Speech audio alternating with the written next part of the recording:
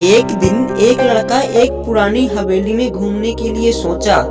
उसने लोगों से उस हवेली की कहानी सुनी थी, लेकिन उसने सोचा कि यह एक अफवाह है।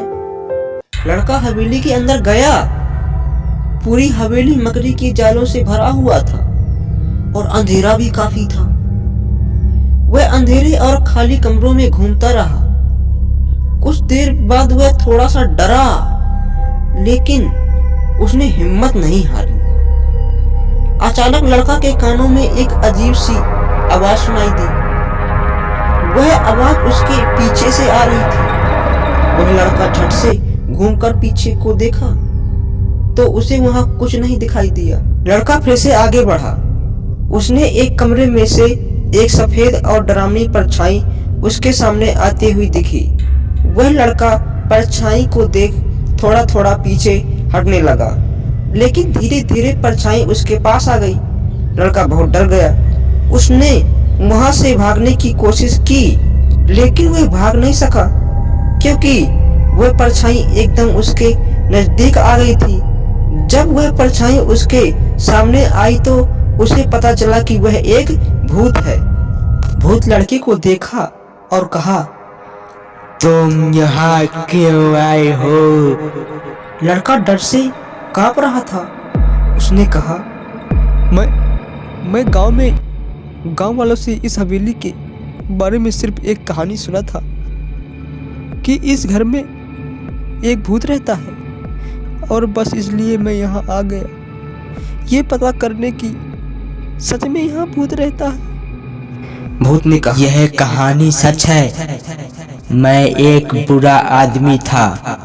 मैंने लोगों को नुकसान पहुंचाया, इसलिए लोगों ने मुझे मार दिया। लड़का भूत के सामने हाथ जोड़कर कहा, मुझे माफ कर दो।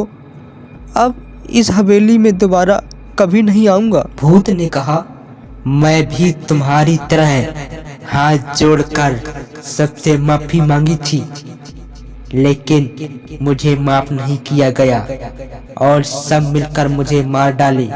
लेकिन तुम चिंता मत करो, मैं तुम्हारे साथ कुछ भी नहीं करूंगा। मैं तुम्हें एक बात बताता हूँ, बस तुम मेरा एक काम कर दो। भूत ने लड़के को बताया कि लोगों ने मुझे मार दिया, लेकिन मेरा अंतिम संस्कार नहीं किया, इसलिए मैं इस हवेली में फंसा हूँ। मर तो गया हूँ, लेकिन मेरी आत्मा अभी भी हवेली में घूम रही है। लड़के ने कहा, मैं आपकी मदद कर सकता हूँ। लड़के ने भूत को बताया, मैं एक पुजारी को जानता हूँ। वह आपको इस भूतिया शरीर से मुक्त कर देंगे। मैं अभी उनको बुलाकर लाता हूँ। लड़के ने पुजारी को बुलाया। पुजारी ने हवेली में आकर पूजा पाठ किया और भूत को मुक्त कर दिया। जब भूत को मुक्ति मिल गई, उसने लड़के को धन्यवाद दिया और उसने कहा, तुमने मेरी मदद की है, मैं तुम्हें कभी नहीं भूलूंगा। भूत ने हवेली छोड़ दी और कभी वापस नहीं आया। ये सभी बातें गांव के लोगों को पता चल गई। इसके बाद वहाँ के लोग बिना किसी डर के अपनी जिंदगी आराम से जीने लगे।